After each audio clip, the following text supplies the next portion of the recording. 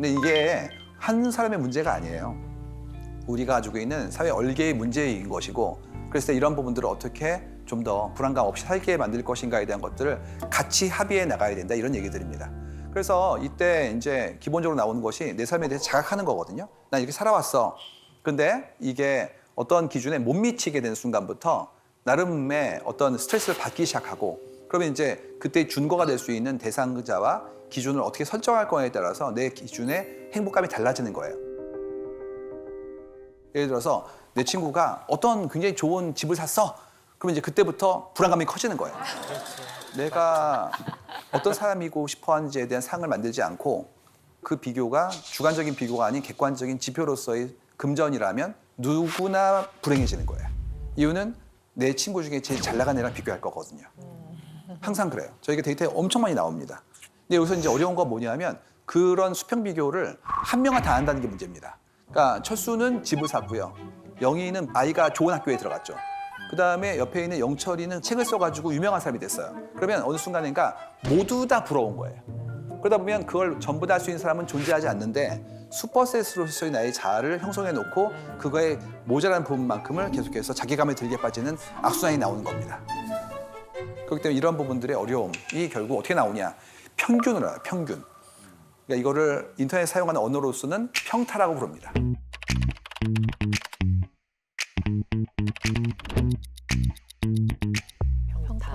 평균 타율이라는 건데 흥미로운 건 이 평타라는 게 실제로 에버리지, 평균이 아니에요.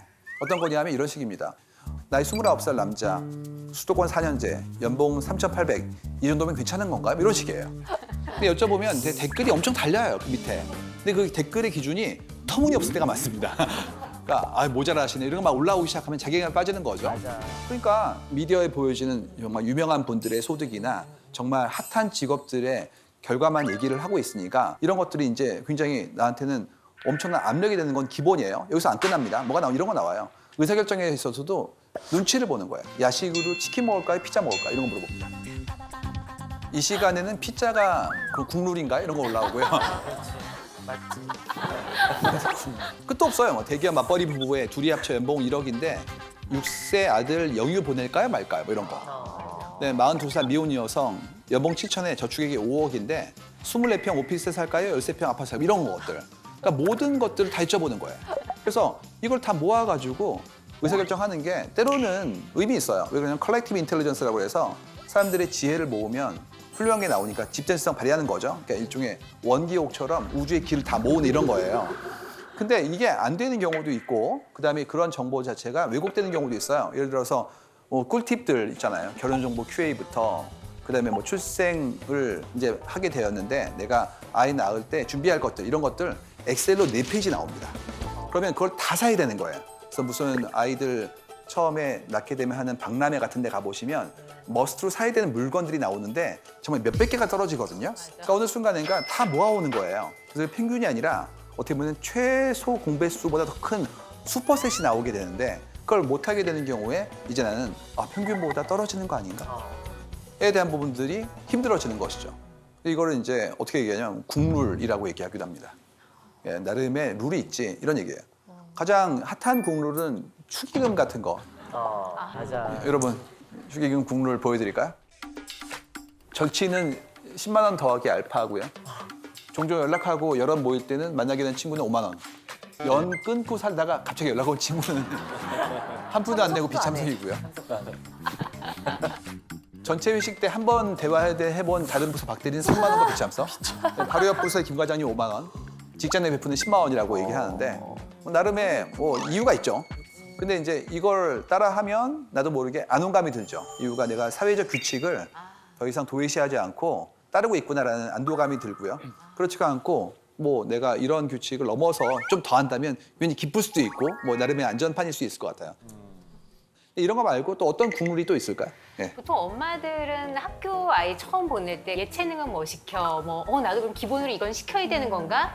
근데 저는 그래도 난 주변 애들이랑 똑같이 공부 안 시키는 엄마가 될 거야라고 하다가 결국은 다 따라가는. 그러지 않으면 대학 가는 게 너무 힘들어지는. 이사하면 그날은 무조건 짜장면 먹는다. 맞아. 그렇죠. 축구 볼 때는 치킨이 국룰? 어, 뭐 이런 거. 치킨에 무조건 뭐 맥주. 아, 이렇게. 그렇죠. 그렇죠. 저는 이제 오늘 일반 분들 많이 오셨으니까 저 방송계 국룰 하나 알려드릴게요. 네. 저희 이렇게 녹화를 하잖아요. 생방송을 하거나 그러면 연예인들이 이렇게 각 장르별로 모일 거 아니에요. 그럴 때 선배가 계시면 시작 전에 대기실에 가서 인사합니다. 이거 제 국룰이죠. 그래서 제가 아까 상중이 형 먼저 가서 인사드리고 그랬더니 들어오니까 수연이 뭐 아영이 저 호영 씨까지 제 방으로 또 이게 참 계속 지켜줘야 할 국룰 중에 하나다. 그런 국룰이 있어서 저는 이제 제가 가려고 했거든요. 근데 우리 김상수 선배님이 먼저 제 방에 오셨어요. 그럼 난 너무 민망한 거야. 너무 죄송해, 그쵸? 저 형이 국룰을 어기는 유일한 선배. 제가 가서 웃기고 싶어가지고 먼저 들리는 거예요. 당연한 일인데 역시 우리의 관점 때문에 늘 나이 많은 사람은 나이 적은 사람이 먼저 와서 인사를 해야 된다라는 거에 대한 것을 이제 탈피해야죠. 네. 그렇죠? 아 근데 불편했어. 먼저 내가 가니. 아니요, 사실은 엄청 불편해요, 형. 근데 사실은 그게 이미지를 한번 깨게 되는 그런 것도 있었어요. 네, 굉장히 되게 뭔가 좀 이렇게 권위적이지 않다. 굉장히 나이스하다 이런 생각을 하게 됐죠. 너무 나이스하세요. 키워드 하나 추가되겠다. 나이스. 흥미롭죠. 근데 국룰이 왜 우리는 자꾸 정하고 있느냐? 이게 편하기 때문이에요. 생각하고 싶지 않은 겁니다. 이게 국리하면 그다음부터는 눈치를 봐야 되거든요. 근데 그럴 필요 없이 그렇다면 그다음부터는 난 그냥 따르면 되는 거기 때문에 내 책임이 경감되는 거죠. 그래서 긍정 부정 따질 필요 없이 그냥 정해진 대로 하면 실수할 위험을 제거해 주는 거예요.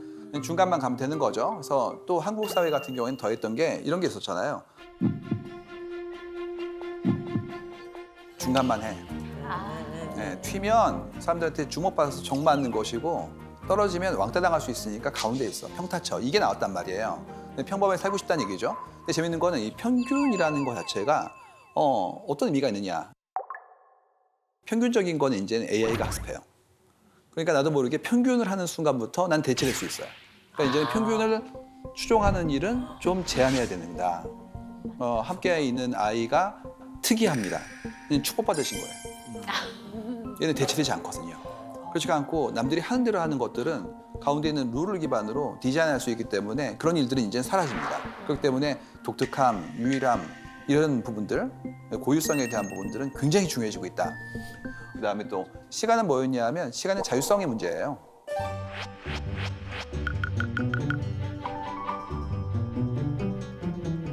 이건 이제 한국 사회에서 최근에 얻게 된 선물입니다. 예전에 그 지방의 도시에 가서 택시를 탔었는데 그 지방의 도시가 공업 도시로 개발된 도시예요. 그래서 그 택시 기사분은 그 동네의 공장에서 어렸을 때 일하셨던 것들을 저한테 알려주셨어요. 이런 식이었습니다. 아, 여기가 세탁기를 만들던 그 공장이 만들어진 곳이었고 처음 만들어졌을 때 제가 자랑스럽게 그 회사에 입사를 해가지고 거기서 일을 했었어요. 이렇게 얘기하시더라고요. 그래서 어떠세요? 그랬더니 고맙다고. 이유가 우리 아이들 서넛을 키웠다는 거예요. 특히 뭐였냐 하면 일요일 날 특근을 해줘서 고맙다고. 그러니까 특근을 해야 아이들 4명 가까이를 키울 수 있는 거예요. 그렇기 때문에 저는 거의 눈물 났거든요. 그러니까 본인의 시간을 이제 급여로 환산한 거예요. 그러니까 지금을 따진다면 일과 삶의 균형이 깨지는 나쁜 일인데 그 당시에는 그게 고마웠다는 거죠. 그래서 이걸 보고 있는 생각이 시간은 내 인생의 선물 같은 건데 그거를 한국 사회가 얻게 된 지가 얼마 안 됐구나. 여러분, 반공일이라는 말 아세요? 반공일. 반공. 예, 반공일. 그런 단어가 있었어요. 반공일이라고. 혹시 아십니까? 모르십니까? 그렇죠. 토요일이죠. 예, 반만 일하고 반만 쉰다고. 우리가 주 5일제를 하게 된 지가 얼마 안 됐어요. 이유가 큰 규모의 회사는 벌써 꽤 됐죠. 작은 규모의 회사는 얼마 안 됐습니다. 그리고 주 52시간제라는 이런 이슈도 나온 지가 얼마 안 됐죠. 그러니까 지금까지는 한국 사회는 무리하게 계속해서 일하는 사회였어요. 그리고 그걸 독려했죠. 있잖아요. 뭐 이런 거. 김대리 몇 시에 갔는데요, 어제? 몇 시요? 훌륭한데 뭐 이런 거. 뭐가 훌륭합니까, 그게? 근데 그때는 그랬었거든요. 그러다 보니까 시간 자원에 대해서 내가 얻을 수 없었던 거예요. 그러니까 어떻게 됐냐면 월요병 오죠. 월요병이 뭐냐면 월요일부터 토요일까지 한 덩어리인 거예요. 이유가 업무 시간 이후에 계획이 안 돼요. 왜 안 되냐 하면 이랬다고요. 6시 내 회의할까 뭐 이런 거. 회의가 하다 보니까 7시 됐네. 밥 먹고 할까 이런 거. 또 있죠. 밥 먹은 다음에 밥 먹으면서 얘기합니다. 목이 출출한데 맥주나 한잔 하는 게 어때? 뭐 이런. 그리고 일은 내일 하지 이거. 이게 레퍼토리가 있었거든요 그때. 그러니까 주중에 약속을 못 잡았다고요. 이유는 항상 어떤 형태의 모임이 있을지 모르기 때문에 5분 대기조 같았단 말이에요. 근데 지금 어떻게 되죠? 딱 6시 가보면 아무도 없죠. 옛날에는 6시에 나가면서 먼저 일찍 가겠습니다. 뭘 일찍 가요? 근무 다 했는데. 근데 지금은 그냥 가는 걸로 됐죠. 얼마 안 됐어요 이게. 그럼 어떤 일이 생기냐 하면 주중에도 업무 시간 이후에 나의 시간이 있죠. 그러면 뭐 내가 운동을 하거나 공부를 하거나 시간을 보내거나 가족들과 이게 가능해졌기 때문에 예전보다 월요병의 텐션이 좀 줄고 있어요. 이유는 월화수목금이 분절되기 시작한 거예요. 이런 혜택이 아니라 당연한 권리인데 이제서야 왔기 때문에 한국 사회에서 시간은 권력이었어요. 근데 이제 그거를 갖기 시작한 게 1번이고요. 두 번째는 뭐냐 하면 비대면 근무요. 근데 지금 뭘 저희가 보고 있냐 하면 이런 거 보고 있어요. 우리 근무 시간에 음악 듣는 거 좋아. 이런 거 나오기 시작했어요. 유튜브를 듣는다가 나왔어요. 그래서 유튜브를 들어? 그럼 듣죠. 여러분 유튜브 듣죠. 옛날에 유튜브를 보는 거였죠. 지금 어떻게 되어 있냐면 그냥 플레이리스트. 일할 때 듣기 좋은 음악. 글 쓸 때 듣기 좋은 음악. 이런 거 틀어놓고 일하고 있잖아요. 근무하고 있고. 이게 가능했던 이유가 재택근무라는 것도 무시할 수 없습니다. 회사에서 이어폰을 끼고 근무를 하는 것을 허용하는 조직과 아닌 조직과 굉장히 많은 형태의 감도 차이가 있죠. 여기서 여쭤보진 않겠습니다. 이게 재밌게도요. 옛날엔 그거였어요. 회사에서 음악 들으면 안 되죠. 왜요? 이래야지. 그냥. 난 네가 즐거운 게 싫어. 너무 충격인데요. 회사는 힘들어요, 이제. 근데 무서운 얘기 많아요. 엘리베이터 타고 이게 올라가는데 나보다 젊은 직원분이 들어오셨을 때 그 직원분이 웃으면서 안녕하세요 그랬더니 요즘 좀 한가한가 봐. 이런 얘기들. 경직된 사고와 구조를 가지고 회사는 어려운 곳, 힘든 곳, 그러니까 열심히 하는 사람들은 어려워해야 되는 것, 이런 사고를 가지고 있는 분이 있다면 이어폰을 듣는 행위는 싫은 거죠. 집중하지 않으니까. 근데 여러분 어떻습니까? 이어폰을 듣고 공부하는 게 더 나은 분들도 있고 일할 때 빨라지기도 하죠. 노동요. 그래서 지금 그게 엄청 올라가기 시작했어요. 팬데믹 때. 이런 분들한테 출근에 다시 그랬더니 어떤 일이 벌어지느냐. 그만둘까? 이유가 업무는 잘하고 있는데 왜 가야 되는 거지? 내가 근무의 방식이라든지 형식을 선택할 수 없다면 그만둘까? 이런 것들이 미국에 나왔어요. The Great Resignation이라고 그래가지고 대퇴사다. 방식을 결정하고 싶다. 이유가 일을 2년 반 동안 했는데 성과를 냈다는 거예요. 그렇기 때문에 출근을 해야 되는 거냐에 대한 부분들이 치열하게 논의되고 있다. 이런 것들이 만들어지고 있습니다. 시간의 주체성을 갖고 싶어 하는 거예요. 출퇴근의 시간을 안 쓰고 싶어 하는 거예요. 내가 일하는 거소와 업무의 방식 자체를 어떻게 만들 것인가에 대한 것들을 내가 처음으로 고민하기 시작한 겁니다. 재밌지 않습니까? 왜냐하면 여러분 스카이프라고 해서 우리가 얘기하는 화상통신 시스템 그게 나온 게 2003년도예요. 지금까지 우리는 20년간 안 쓴 겁니다. 왜냐하면 부장님이 안 썼으니까요. 그렇지. 맞지. 부장님이 나빴네. 나도 모르게 규칙을 합의하는 일들이 지금까지 시도가 안 된 거였고 이번에 할 수 없이 해봤는데 생각보다 너무 잘 되는 거예요. 그렇다면 이거를 어떻게 다시 되돌릴 것인가 나아질 것인가의 선택을 함께하는 그런 굉장히 중요한 시점에 우리는 와 있다는 얘기입니다. 이런 부분들을 어떻게 할 것인가에 대해서 고민을 해보는 것이죠. 자, 이 끝도 없어요. 이런 부분들이 어떻게 움직이는지에 대한 것들을 좀 더 보도록 할까요? 세대별로도 좀 보다 일상관심사에 대한 것들을 좀 바라보도록 하겠습니다. 일단 고용 이슈는 굉장히 중요해요. 2030, 3040 전부 다 일자리 고용 얘기들 나오고 그다음에 5, 60대는 의료보건이 있지만 여기서도 일자리 고용이 나옵니다. 그러니까 우리가 지금 일자리라는 거를 뭐 생계에 대한 부분도 중요하지만 내 자아에 대한 표출 내지는 증거 혹은 그만큼의 시간에 대한 나의 주도성에 대한 포함된 형태의 성과에 대한 것까지도 지금 고민하기 시작한 거예요. 그래서 일자리 문제는 굉장히 중요하게 되었다는 얘기죠. 재밌는 거는 이렇게 되면 일자리가 중요해진 만큼 직장에 대한 우리의 관심도 커져야 되는데 지금은 어떤 상태냐면 직장과 직업과 나의 커리어는 다른 것이라는 얘기가 올라가기 시작했어요. 옛날에는 들어가면 평생 동안 다니는 거죠. 그래서 우리 선배들 얘기 많이 나왔어요. 저분은 공기업에서 평생 동안 정년을 채우신 분이야. 뭐 이런 얘기를 나왔잖아요. 근데 지금 그렇지가 않고 그거는 직장이지.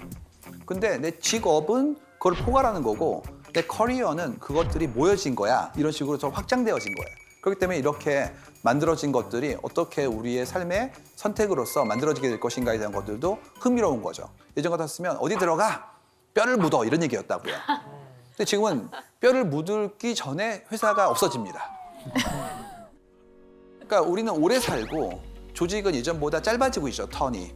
이유는 뭐 자본 시스템이 되면서 합병되어지거나 아니면 새로운 형태의 비즈니스를 만들거나 이런 일이 벌어지기 때문에 이제는 오히려 사람이 직장보다, 직업보다 길어진 거예요. 직업이 사라지는 이후에도 나는 생존하고 있는 거예요. 그렇기 때문에 그만큼의 긴 나의 하나의 계획이라든지 내 생에 대한 어떤 새로운 형태의 어떤 갈림길을 선택하는 방법들을 해봐야 된다 이런 얘기들이죠. 그래서 이런 부분이 나왔어요.